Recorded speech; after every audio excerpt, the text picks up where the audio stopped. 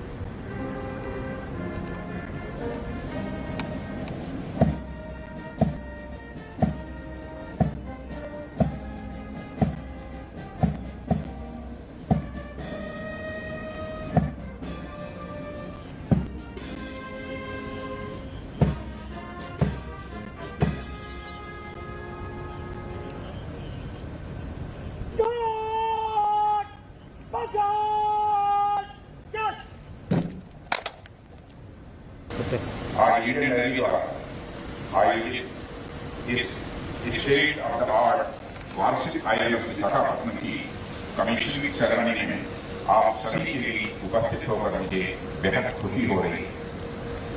इस वार्षिक की कमीशनिंग हमारी मैरीटाइम कैपेबिलिटी को तो बढ़ाती ही है, साथ ही साथ डिफेंस सेक्टर में हम लगातार आगे बढ़ रहे हैं और लगातार की तरफ आगे बढ़ रहे हैं, इसका भी स्पष्ट संकेत देती है।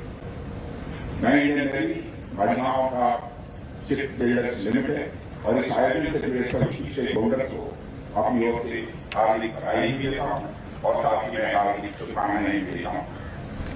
साथ ही मुझे बताया गया है कि 163 मीटर लंबा यह ship potent first class technological upgrade और यह आधुनिकतम तकनीकों से युक्त state of the art sensor package और वेपन के साथ यह दुनिया के most technologically advanced guided design dispatch में से यह एक होगा। इस तरह प्रयोग किए गए सिस्टम फीचर्स न केवल आज की बल्कि भविष्य की जरूरतों पर भी पूरी तरह से खरे उतरने वाले हैं। मैं इसके बहुत डिटेल में नहीं जाऊंगा, लेकिन इतना मैं जरूर कहूंगा कि इसकी कमीशनिंग हमें हमारे एशियन और रेडबल इंडिया की मैरीटाइम पावर शिप बिल्डिंग के क्षेत्र में हमारी यह आत्मनिर्भरता किसी समय पूरी दुनिया भर में हमारी पहचान का एक प्रमुख कारण हुआ करती थी। साथियों, 9th से लेकर 11th सेंचुरी के बीच मैरीटाइम पावर के प्रतीक माने जाने वाले चोला डायनेस्टी के बारे में आप सभी अवगत होंगे। मैरीटाइम कैपेबिलिटी में आत्मनिर्भरता के सहारे सागर सम्राट राजेंद्र चोल ने हिंद महासागर में स्थित कई देशों जैसे म्यांमार, थाईलैंड, मलेशिया, इंडोनेशिया तक अपने धार्मिक और सांस्कृतिक विचारों का प्रसार किया था। बे ऑफ बंगाल में उनकी मैरीटाइम कैपेबिलिटी के चलते उस क्षेत्र को चोला सी अथवा चोला लेक कहा जाने लगा था और इन सभी क्षेत्रों में आज भी भारतीय सभ्यता और भारतीय संस्कृति की छाप आपको जीवंत दिखाई देगी। थोड़ा और आगे चलें तो 1420 में निकोल डे कॉन्टी जो एक इटालियन मर्चेंट, एक्सप्लोरर और राइटर थे, ने इंडियन शिप बिल्डिंग स्किल्स की प्रशंसा करते हुए कहा था, the native of India build some ships larger than ours, native of India build some ships larger than ours capable of containing 2000 butts. Some ships are so built in compartments that should one part be shattered, the other portion remaining the same may accomplish the voyage. देवियों सज्जनों, तब से लेकर medieval times में वीर शिवाजी तक हमारे देश की मैरीटाइम कैपेबिलिटी किसी न किसी रूप में देश की सिक्योरिटी और निर्बाध ट्रेड का एक अहम अंग रही है। नोटेड हिस्टोरियन श्री यदुनाथ सरकार ने भी कहा था, nothing proves Shivaji genius as a war statesman more clearly than his creation of a navy and naval bases. आज जब एमडीएसएल द्वारा निर्मित आईएनएस विशाखापट्टनम की सफलतापूर्वक कमीशनिंग हो रही है, इसमें कहीं संदेह नहीं रह जाता है कि आने वाले समय में हम न केवल अपनी जरूरतों के लिए बल्कि दुनिया भर की जरूरतों के लिए भी शिप बिल्डिंग करेंगे। यानी हम न केवल मेक इन इंडिया बल्कि मेक फॉर द वर्ल्ड के सपने को भी साकार करेंगे। इंडो पैसिफिक, जहां से पूरी दुनिया भर के 2/3 से अधिक ऑयल शिपमेंट होता है, 1/3 बल्क कार्गो और आधे से अधिक कंटेनर ट्रैफिक गुजरते हैं, यानी यह क्षेत्र पूरी दुनिया के अपने हितों को प्राप्त करने में एक की रूट की भूमिका निभाता है। यानी इंडो पैसिफिक रीजन की महत्ता पूरे वर्ल्ड की इकोनॉमी के लिए महत्वपूर्ण हो जाती है। इसलिए इंडो पैसिफिक को ओपन, सेफ और सिक्योर रखना इंडियन नेवी का प्राइमरी ऑब्जेक्टिव हो जाता है। साथियों, आज हम ग्लोबलाइजेशन के युग में रह रहे हैं। व्यापार के क्षेत्र में प्राय सभी राष्ट्र एक दूसरे पर निर्भर हैं। ऐसे में स्टेबिलिटी, इकोनॉमिक प्रोग्रेस और दुनिया के विकास के लिए rule based freedom of navigation, sea lanes की सिक्योरिटी इत्यादि पहले से कहीं अधिक महत्वपूर्ण हो गई है। 1982 के United Nations convention on the law of the sea, जिसे अनक्लॉज कहकर पुकारते हैं, इसमें नेशंस के territorial waters, exclusive economic zone और गुड ऑर्डर एट सी, ये प्रिंसिपल को प्रतिपादित किया गया है। पर इन प्रिंसिपल्स की मनमानी व्याख्या एक रूल बेस्ड मैरीटाइम ऑर्डर की राह में बाधा उत्पन्न करती है। यानी कुछ नेशंस ऐसे हैं, नेशंस क्या हैं, मैं उन्हें इररेस्पॉन्सिबल नेशन कहना चाहूंगा, जो अपने नैरो पार्टीजन इंटरेस्ट के लिए हेगेमोनिक टेंडेंसी से इन इंटरनेशनल लॉज की आए दिन नई नई अनुचित व्याख्याएं करते रहते हैं। व्यवस्था की दृष्टि से अनक्लॉज 1982 के नियम बहुत ही अहम हैं, पर उनकी मनमानी व्याख्या करके उन्हें लगातार कमजोर किया जा रहा है, यह चिंता का विषय है।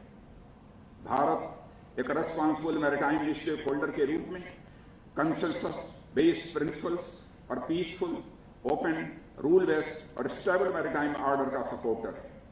हम एक रूल बेस्ड नेविगेशन की फ्रीडम, फ्री ट्रेड और यूनिवर्सल वैल्यूज वाले इंडो पैसिफिक की कल्पना करते हैं, जिसमें सभी भागीदार देशों के हित पूरी तरह से सुरक्षित रह सकें। इस रूट का एक महत्वपूर्ण देश होने के कारण इस क्षेत्र की सुरक्षा में हमारी नेवी की भूमिका और अधिक महत्वपूर्ण हो जाती है। मुझे खुशी है कि हमारी नेवी इस उत्तरदायित्व का भी भली भांति निर्वाह कर रही है। देवियों सज्जनों, पड़ोसियों के साथ मैत्री भाव, खुलापन, संवाद और सह अस्तित्व की भावना के साथ माननीय प्रधानमंत्री श्री नरेंद्र मोदी ने SAGAR security and growth for all in the region vision की जो परिकल्पना की थी, उसके मूल में हमारे यही कर्तव्य भाव थे जिसका निर्वहन आप लोग भली भांति कर रहे हैं। साथियों, वैश्विक सुरक्षा कारण, बॉर्डर डिस्प्यूट्स और मैरीटाइम डोमिनेंस की इंपॉर्टेंस के चलते दुनिया भर के देश आज अपनी मिलिट्री पावर आधुनिक और मजबूत करने की दिशा में लगातार आगे बढ़ रहे हैं। मिलिट्री साजो सामान की मांग लगातार बढ़ रही है। रिपोर्ट्स बताती हैं कि अगले 1-2 साल यानी 2023 तक दुनिया भर में सुरक्षा पर होने वाले खर्च 2.1 ट्रिलियन US$ तक पहुंचने वाला है। कितने देशों का तो इतना साल भर का बजट भी नहीं होता है, और अगले 5-10 वर्षों में तो इसमें कई गुना की बढ़ोतरी की संभावना भी व्यक्त की जा रही है। ऐसे में आज हमारे पास पूरा अवसर है कि हम अपनी क्षमताओं का पूरा इस्तेमाल करें, नीतियों का लाभ उठाएं और देश को इंडिजिनस शिप बिल्डिंग हब बनाने की ओर हम आगे बढ़ें। मैं आप सभी का आह्वान करता हूं और मुझे कहते हुए खुशी होती है कि इन संभावनाओं को देखते हुए सरकार ने पहले ही ऐसी नीतियां जारी की हैं जो हमारी पब्लिक या प्राइवेट सेक्टर की एंटिटीज को वर्ल्ड क्लास प्लेयर बनने में मदद करें। रक्षा क्षेत्र में लाइसेंस की प्रोसेस को सरल करना हो, EOM और RFP प्रक्रिया को गति देना हो, एक्सपोर्ट पर जोर देना हो, निजी क्षेत्र को प्रोत्साहित करना हो, डिफेंस कॉरिडोर्स की स्थापना हो, डिफेंस प्रोडक्शन या फिर एक्विजिशन से संबंधित नई पॉलिसी हो, चाहे घरेलू खरीद हो और उसमें भी निजी क्षेत्रों से खरीद के लिए डेडिकेटेड बजट का प्रोविजन हो, ऐसे एक नहीं अनेक रिफॉर्म सरकार द्वारा किए गए हैं जिनकी मदद से पब्लिक और प्राइवेट सेक्टर की कंपनीज ग्लोबल मार्केट में अपनी पहचान बना सकती हैं और बना रही हैं। उल्लेखनीय है कि हमारी नेवी आत्मनिर्भरता के क्षेत्र में इंडिजिनाइज्ड शिप्स और सबमरीन्स की मैन्युफैक्चरिंग आदि में पहले से बहुत आगे रही है। मेक इन इंडिया जैसे इनिशिएटिव के साथ जुड़ते हुए नेवी ने वर्ष 2014 में 75% EOM तथा 66% caste basis contract Indian vendors को दिए हैं तथा लगभग 90% नेवल एम्यूनिशन का इंडिजिनाइजेशन हुआ है। इसके अतिरिक्त पिछले 5 फाइनेंशियल ईयर से नेवी के मॉडर्नाइजेशन बजट का 2/3 से अधिक भाग स्वदेशी खरीद पर ही खर्च किया गया है। देवियों सज्जनों, यह हम सबके लिए बहुत ही गौरव की बात है कि हमारी नेवी द्वारा ऑर्डर किए गए 41 शिप्स और सबमरीन्स में से 39 इंडियन शिपयार्ड से इंडिजिनाइजेशन का इससे बड़ा और दूसरा नमूना क्या हो सकता है। यह नेवी की आत्मनिर्भर भारत के प्रति कमिटमेंट का यह प्रमाण है। नेवी के इंडस्ट्रीज के वेरियस आउटरीच प्रोग्राम में भागीदारी तथा float, move and fight category के तहत इंडिजिनाइज्ड आइटम से बढ़ोतरी के कंसिस्टेंट एफर्ट्स भी उल्लेखनीय है। हमारे लिए महत्वपूर्ण है कि अब तक हमने जो सफलता हासिल की है हम उसकी गति को बनाए रखें, और मैं आश्वस्त करना चाहता हूं सरकार की तरफ से जिस भी प्रकार के सहयोग की, जिस भी प्रकार की मदद की आवश्यकता होगी, हर प्रकार का मदद करने के लिए हम पूरी तरह से तैयार हैं। देवियों सज्जनों, indigenous aircraft carrier INS Vikrant का डेवलपमेंट भी नेवी की सेल्फ रिलायंस की राह में एक मील का पत्थर है। मुझे इस बात की खुशी है कोविड के कहर के बावजूद शिप ने नवंबर 2020 में बेसिक ट्रायल और अभी कुछ दिन पहले मेडन ट्रायल पूरे कर लिए हैं। इस पर न केवल 40 फाइटर प्लेन्स आ सकते हैं, बल्कि यह एंटी एयर, एंटी सबमरीन और लैंड पर वार करने वाले मिसाइल से भी यह लैस है। यह कैरियर हमारी रीच इंडियन ओशन से बढ़ाकर पैसिफिक और अटलांटिक ओशन तक कर देगा। INS विक्रांत की कमीशनिंग न केवल नेवी के लिए बल्कि इंडियन डिफेंस हिस्ट्री में भी एक गोल्डन मूवमेंट होगा। भारत की स्वतंत्रता की 75वीं वर्षगांठ और 1971 में भारत की विजय की 50वीं वर्षगांठ सेलिब्रेट करने का इससे अच्छा अवसर शायद ही कोई।